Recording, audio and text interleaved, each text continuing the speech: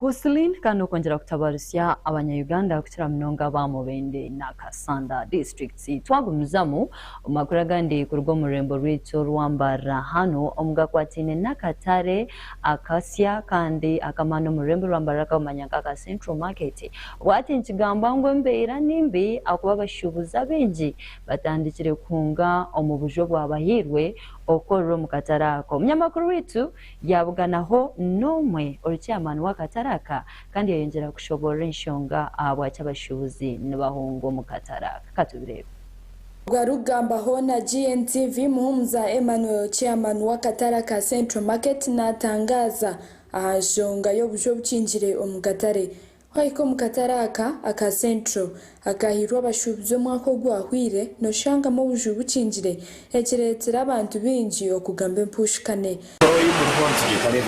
Central Market aze git kadigabara abantu konka kubakijaga so mutakagira ngo abantu tubarumu ninga tubatorokire muno egifo abantu bari bakatantira koramo konka igabirwe agama duko ngo kureba gagabirwe gine bakamababu bakatantira koramo namana baranga last week tikijampa na timu ya council ebendure town club arikugira ati nazafuteka na icarango ariko abantu abahira mu bukabo orabatizire agama duko tuzakagariza mu katare tugagabe busya tugahereza abantu abakora abakunda gukora akamana muri bakatare kakacindire niwe ushanangushana imikaga babikire kandi abantu binamaduka gabo kandi akatara k'abantu babakagarize nyine so kuba kugira ngo abantu bana bija afashanya akatare kitwa vibrant bitu turukugambaho n'abashubuzi abarukushuburo mukatare niko kamwe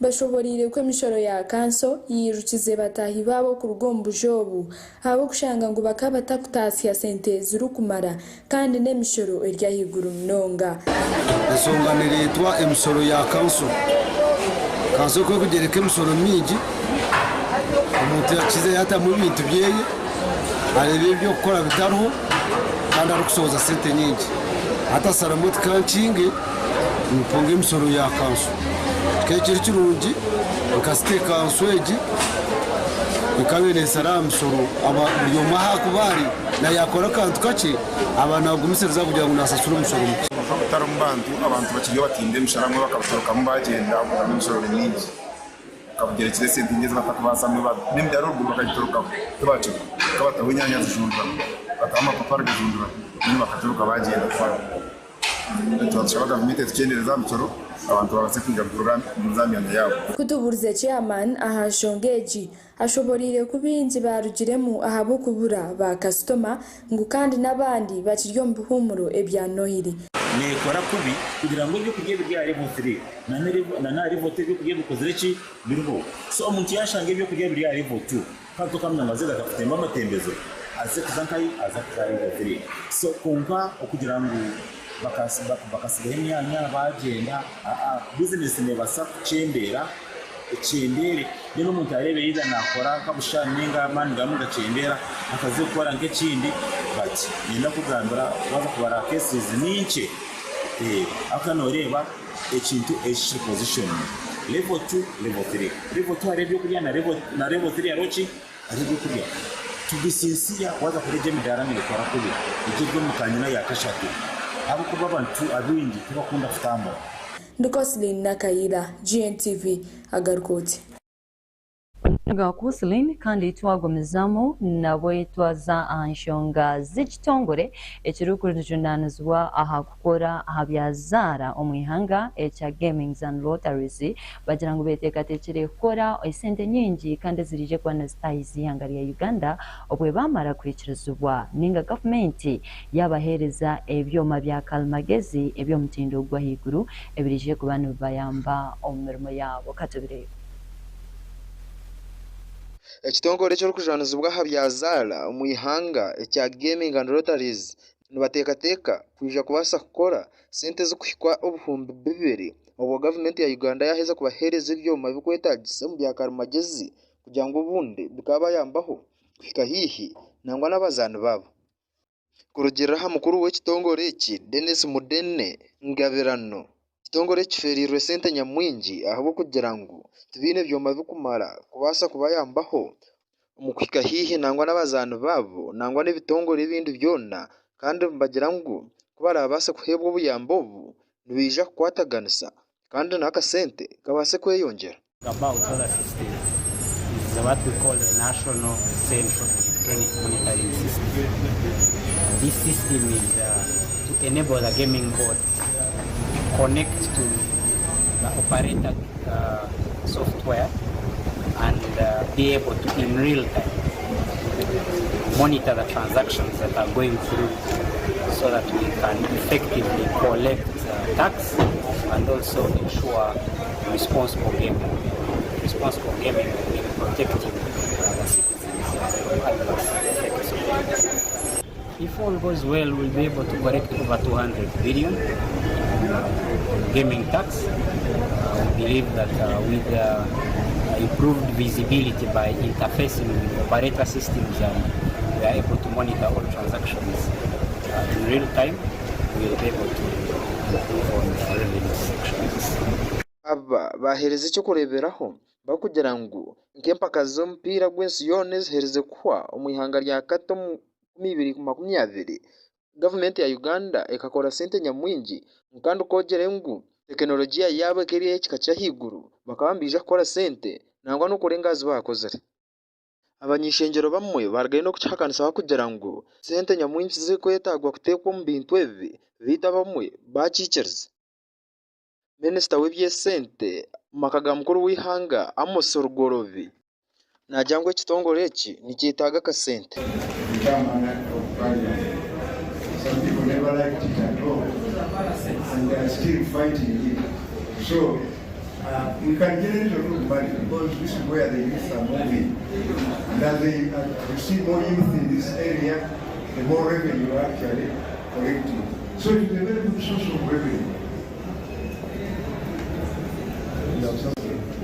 To develop all the solutions, it may be possible that because this one is a rollout of an existing system, they want to roll it out countrywide. That way, I think the immediate solution, which use the technology that we already have. So, but it will be useful for the entity to look at the opportunities available for indigenizing it, making it local, making it a local solution, because we lose a lot of money paying it out. So he can respond to the rest of it. Omwe habari kushitama akakiiko Mr. Musasizi we yaragayo no kugira ngu kintu kije kuyambaho nangwa no kukyendeza ari abo ababemba hende biragiro bakubetinga emyaka yabo itakashikire. National Central Electronic Monitoring System. Omugaso teeka lino lye tuyita Lotteries and Gaming Act lina provision egamba nti tulina okubeera ne system. Omugaso gwa system kugatta kitongole kino ekya National Lotteries and Gaming Regulatory Board ne operator oli ayina ebazanyira ebizanyo ya zaala. Kakati nti system eyo ekwatagana ne system ya operator oli ayina azanya emizanyo gya zaala. Buli ze bazanya eri kitegeeza nti eno tumanya nti mwami gundi azanye awangudde 5 tumanye eno. Kakati ekirimu nti gavumenti eyongera okufuna olw'ensonga nti emisolo egibadde egisasula bwe mbanga badde egiyitira ebbali kati system eba ekuyambako okolaki okugimanya. Ekyokubiri ekyo kyayogeddeko ekye bayita responsible gaming. Nga bw'owulidde bahonarebo boogera ebirimu ebyazaala nga bwe bimanyi birimu n'abaana bato osagayo bwana obutonga buzanyo. System eno ejja kubeera linked ku NITU rather ku NIRA.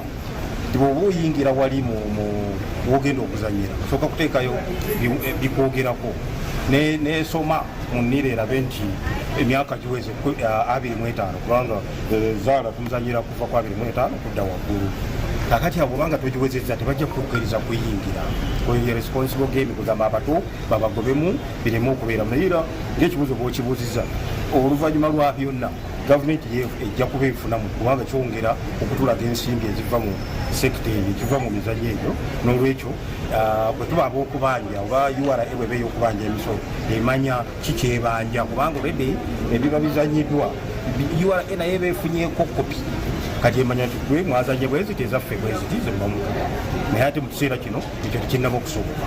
Kati buli operator yeyekoledde mu system yezaawaayo mu nikimanywa gye kurungi ng'omu Uganda weena ayine kusiba akapapura ayine kutandikira mu myaka 25. Asimwe Desire Kagese ahabwa GNTV Agarikwotsya. Mnonga Desire kandi tuwagumizamu koti ey'ebiragiro eyibinjibwa kumanya nka Constitutional Court izobe lyanyuma abazyegire yabaza kubaneha enchwamu yayo aha nkozesa ya karimagezi eyabire netebwa nk'ekiragiro kugira ngo rakozese kubi mu kutugwa karimagezi gwona abase kuba nafoberwa nokwekuchwamo kugira ngo buri muntu ayine obugabe ekoresa omu kutugwengo kwaru kwitenga katubireka. Koti y'ebiragiro eyibinji bamanya nka Constitutional Court izobe lyanyuma abazyo rigireyo yahensharamu yayo ahiteke lyabireresa mu koteji kubasa kushujuma kurungi kugira ngo ubundi omuntu weena arukozesa emikutu yone ya karimagezi ariko rubaterera obugabe bwa batahi babo nangwa no kubavuza obusingi naija kufoberwa. Koti erigire yayoreka kurungi ngo buri muntu weena ayine orusa kubasa kwereka ekiteekateeko yeye obu arikuhandika kurabira mikutu yone yakwenda. Abanya-Uganda batari bamwe na bamwe eryanyakazoba bayereka obutashemererwa bwabo aha nsharamu egi na bamwe bashemererwa ngo nikirungi. Omunyeshongero habwa ekyanga kya Kampala Central Muhammad Sereko no yabiralise ritekeri omwishengero kubasa kuhajanwaho kandi batyo barisinduka mu Constitutional Court kubasa kugira ngo bariyongere kurushujuma kandi kuba yaryikirize batandike kuruteka mu nkora. Abanya-Uganda bingi bareberweho bakushisha obugabe bwa batahi babo nangwa bo kubavuza imihanda igenda obu bakurabira mikutu eya karimagezi. Muhammad Sereko akabaterizo mu itekeri ari kugira ngo weena arakwatwe abase kufuberwa omwaka mu nkomyo ningashi ashashwe na sente ninga byona byarema byombera bikore bitu yayoreka kurungi nguye nagenda necho kote kiyasharama.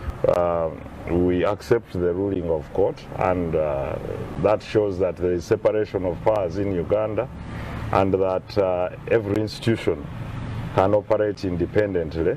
So that's the judgment of court and that is what we've received. Time will vindicate us.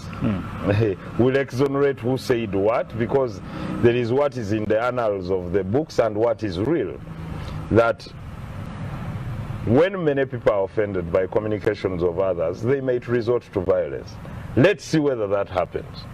We don't pray for that. We don't encourage that. But it is an incitement to violence. It harbors hatred and also yields discrimination in society. Therefore, what I can say is that Uganda's democracy is growing. The acceptability and use of the digital space is also growing. Let's see what happens. But what I know all over the world, even where this law has been, is that they are grappling with the same. So if the ruling is based on the common law principles, so be it. But if the ruling is based on the progression of the digital space in the world, let's see where it takes it. Probably 10 years from now, 15 years from now, we'll be back to square one. But the law as it is has been interpreted in the circumstances that we have before us. And that is what the land justices came up with. And we have to accept. Bona baramuzi batano bikirizine ngo okuhandika cyone cyo rukwenda tikibi kandi tumushango omuryaba habe harimo umuhezi wa mukuru w'abaramuze Richard Butera, Kenneth Kakulu, Stephen Musota, Elizabeth Musoke nangwa na Monica Mugenyi. Abanya-Uganda bahati bashemerirwe bwanyuma y'enshara mweji. Diza Asimwe Kagese ahabwa GNTV Agarikwotsya. Babere mnonga Diza Yasimwe agongo tatino mu cweka cyo kubanza tuje kwantugarakane cya kabiri otakarga.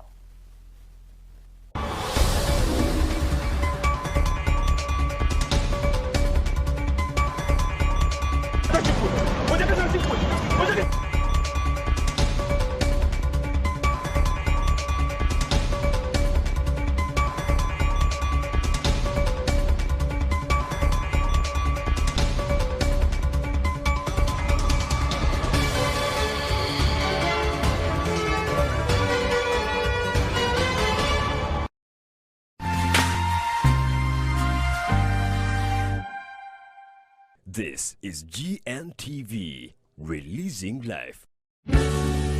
Ekiroto kya buli muzire weena n'okuheereza omwana we kyokukirayo bulungi yikiriza nkwanjulira amashomero ga Midland Parents Boarding Secondary Schools ageegulira izina omukubangula b'eby'omugenje bw'enzarwa hamwe n'okubaheereza obukugu bw'okwikiriza ebirooto byabwe bya nyensakale. Amashomero aga gali amusingi gw'oburokore bwennyini. Twine kampasi ibiri, emwe eri Kawoto muri Kajjansi hamwe na Karagara Mpigi ha ruguto rwa Kampala. Nibakira abojo hamwe n'abishiki kandi ni boarding yonka. Ebyokwerinda ishomero eri nebyo mulembe buzima nibashomesa arts hamwe na sciences kandi beyandikise na ministry y'ubwegese hamwe n'ebyemizano bine na center number. Tukwetenga shopping abwo kuba bitabo obucumu uniform nangwa n'entambule eri ku isi y'omwana wawe y'ishomero byona nibo bikuhera busha. Ekyokwetenga ni admission form y'emitwaro 5 kandi school fees n'emitwaro 8 na mwenda zonka. Bakwigurireho office omuli Mbarara aha Ikla building ali Victor Bwana Road aha Mwarara gwa kabiri room F21. Okumanya bekukiraho nobasa kubaterereza mu ya 0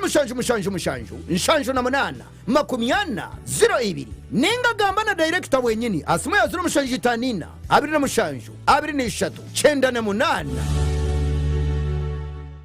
Aba Christ Heart Ministries ni bakwisiho program The Encounter hamwe na Bishop Isaiah Mbuga. If you claim to be born again, the life of God must be inside of you. And part of the life of God is an attraction to go look for the full part of God. Otafewa. Ekigambo ky'obwenje ekiri omuli Kristo. If God doesn't heal me, I can still do an operation. And then the gynecologist tells you your womb has no capacity to carry. That's when people wake up and they want to pray. I would rather you pray now as though you have no option. So that anytime you're confronted with anything, you have the ability to withstand it by prayer. Program The Encounter buli Sunday kurugasha 14 kwisia shahemwe. No yendi itendekero ry'emikonero kusinga yemukutendeka itendekero nirumwe ryonka Mbarara Institute for Social Development MCD yatandikira ku 1996 kandi handikisibwe na Ministry y'obwegese nemanyisa abazire nabeje abamazire P7 senior 4 senior 6 hamwe no kukiraho kubine emyanyo mu courses zitari zimwe na zimwe nka secretarial, accounting, business management, journalism, hotel and institutional catering, tourism, social work, public administration, library and information science, records and information management, ICT, public health, early childhood development, civil engineering, mechanical engineering, electrical engineering, animal production and management, crop production, fashion and design, garage and workshop, building and construction, electrical installation, agriculture production, hamwe na short courses nka ICT, kukare, tour guiding, radio presentation kandi no kubazire bitenje ahabwa diploma kandi hamwe na certificate okwandikisa no kugumza mu ambuga nkuru zishomereri ezuru kushangwa muri Mbarara kumanye bukiraho terra principal hari 0 ninga shogambe na office hari 0 ningo gambe no mwa mtu wanje John director hari 0 leto mwana wawe atungo kugukurga ahitende cheredi nyensia utariyefuza.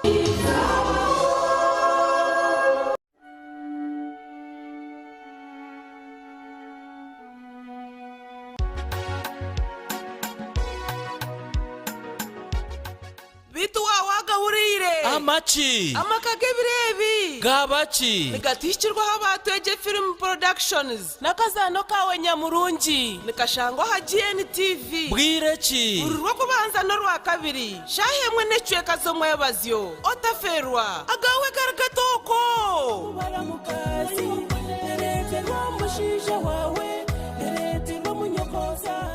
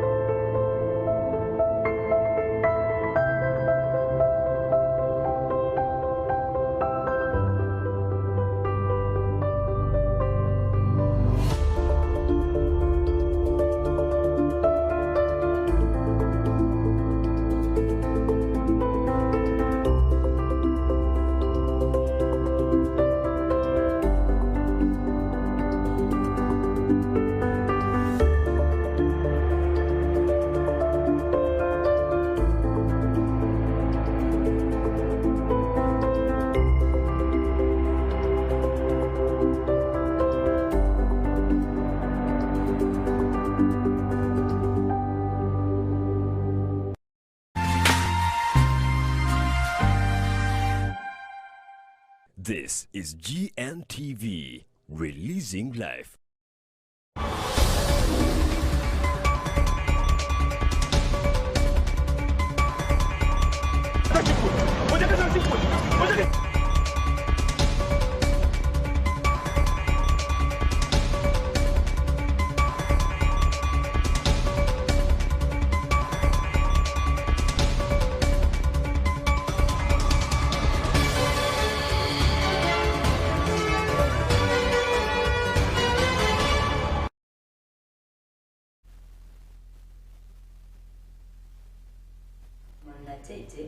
abasirikare abahangutso abarukora awa traffic babasaba bakwata umuvuzi wa basi ya YY bwanyuma yo kwatwa hakatambara kuvuga ari kureba ahasumu katubire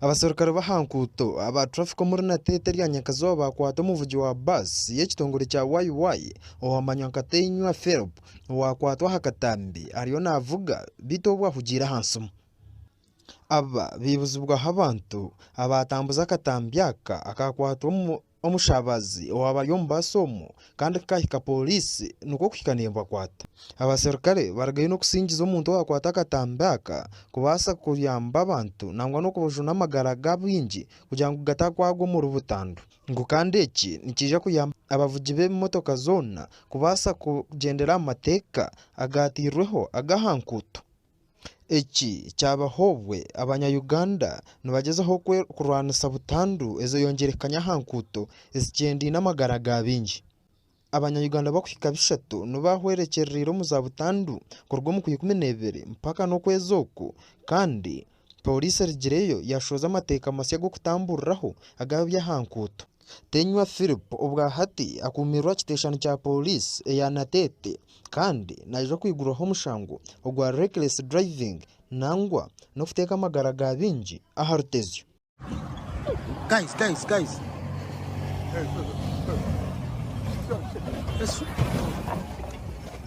za asimwe ahabwa GNTV Agarikwotsya nibyo byabasa kwanibirwa mu natete kandi twakumizamo umurimo sana for police ya old Kampala eriyo necyondoze kikorwa ecyo muntu obase kubana aragayo burukushesha izo ryanyazyo akaza nakadomora aha police station ya Masanafu kandi ayine kigenderwa cyo kwosya police station ejo katubire eriya Nyakazoba polisi nkuru ya kitebe cya old Kampala eriyo necyondoza ekikoro kibireho umukire cyashishe rya Nyakazoba abo umuntu atakamanyerwe yija aha kitebe cya polisi umurimo Masanafu ayina kadomora aharimo amashuta gatakamanyerwe ati akatanka kushikera polisi eji kandi akateka homuro obo yagenderire kujosya eki kibira shayitano z'ekiro kandi ekikoro kibire kibi ahabo kuba ogo nababirayizire kosya polisi omurro gubasize kumutwariramu nuko kwirukangira w'abasirikare kugira ngo bundu bakamuyamba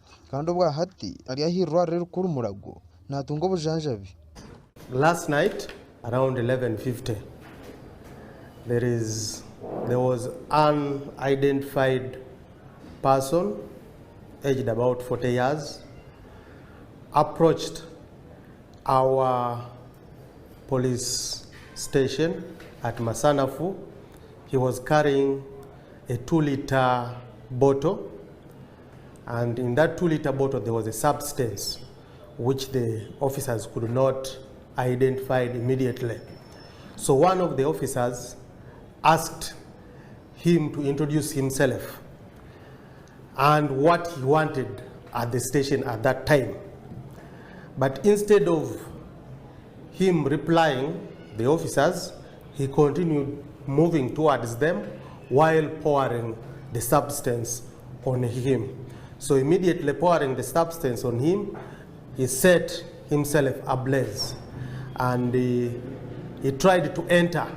He tried to enter inside the offices, and that's when the officer who was also inside was very alert, released the bullet which got him, and he ran back and fell down where other officers came and called for other support, and he was picked and rushed to Mulago Hospital, where he succumbed to injuries he sustained. So, but we later discovered, we got with him in his pocket, there was a national ID, and in the national ID in the names of Chintu Charles Basil. So this is enough clue for us to begin from. Vitu nikigambwa ngwembera yogu eria harutezyo za asimwe kagese ahabwa GNTV Agarikwotsya. Mnonga desire simwe kandago ngo twabatwine omuceka kya kabiri nikereza tukuretera gutwakwira ayeri hanga ya Uganda.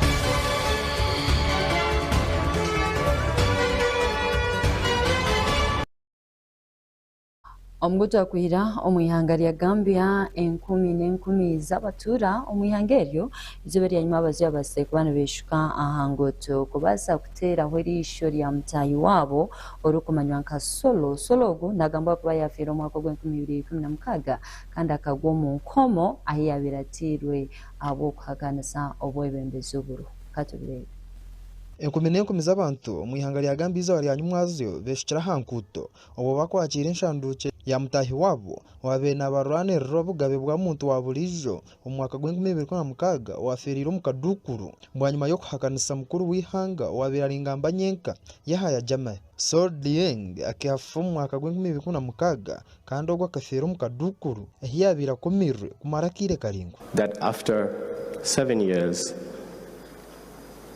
we're here respecting the legacy of Solo Sending without the electoral reforms he died for. Are you happy? Are you happy? Are you happy? No. Are you happy that Solo Sending and his colleagues, their sacrifices is actually seen as any other ordinary because there is no respect for human rights as much as there should be? Abantu nyamwingi batirira ine ahankuto zorrembo rukuru banjur kandi ubwo polisi eyekorire nshanduke ya Sordlieng aharoho bendera y'ihanga eryo bakumuterera ingoma nangwa n'imburugi bikuvuga ngamba nyenkogu akabasa kutegeka ihanga rya Gambia emyaka 22 kandi akija yasingo mu karuru ka bona akamukuru w'ihanga omu 2016 omu 12 obwo arukusingwa Adam Bar wabenajo mbyo bwebembezi omurundu gwego kuba yahaya jama obwa hati akargariyo kanjiro mu ihanga rya Equatorial Guinea. Sandieng akafera mu kadukuru ka polisi omu 2016 omu kwezi kwa kana aha myaka 57 bwanyuma yo kutebekanisa hakesharingo ari kugira ngo abantu babulijo babasegarira obugabe bwabo. Solo was a catalyst to our newfound democracy. He inspired the masses to expressly desire and vote for change and freedom. Solo's legacy has inspired us in our current security sector reforms and the transitional justice process as a whole. Okufa kweye kukabasa kukora nk'ekitambo ahabwo kuba abantu bona abebine bahabura gavumenti bakabasa kwataganisa batyo baretaho obwegugungo ekyaretire mukuru w'ihanga obwirobwe jame kubasa kurekura akagwa.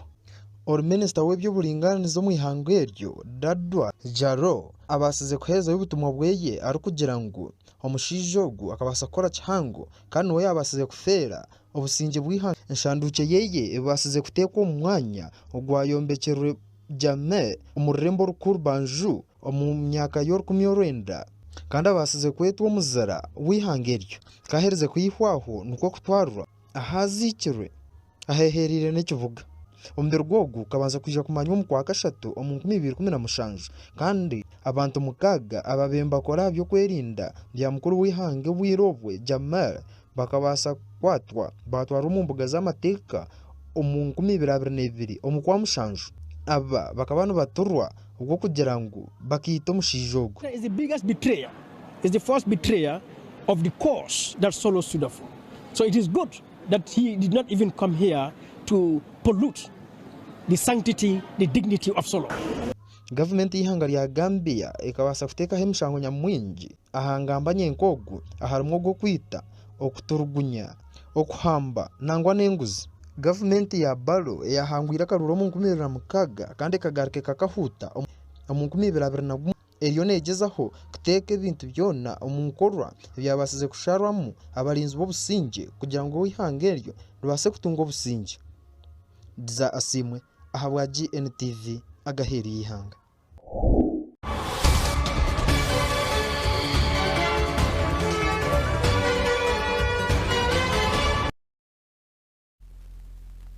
wa Gntv kandi agongo twabatwinire ekire cyo mugarukosya bituza kagahendire kangarike nkwijusye ebyaba byo mutwe ya Agarikwotsya.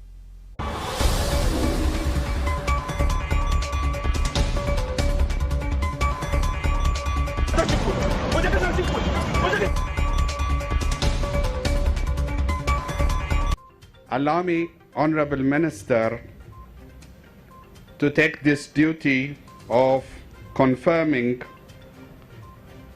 that the Ebola outbreak is over in Uganda. Omugarukosya rizoba Uganda yarangirwa kuyasingura ndwara ya Ebola. Ministry of Health will continue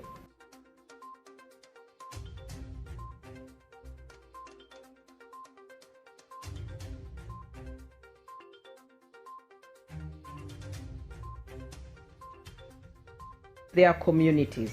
Kandi omugayeru y'ihanga Gambia yayishuka omurwanirizi w'ebina by'obutegeki okuza mu bwebembezi owayisibwa mu mwaka gw'2016.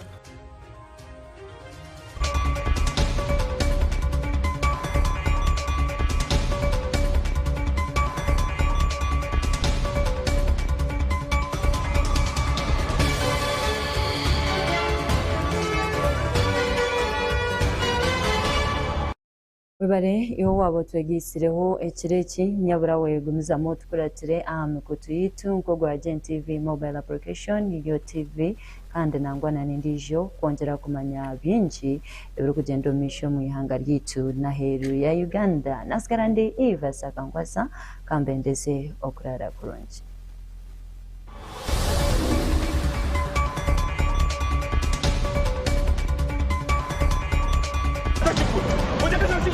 Oye,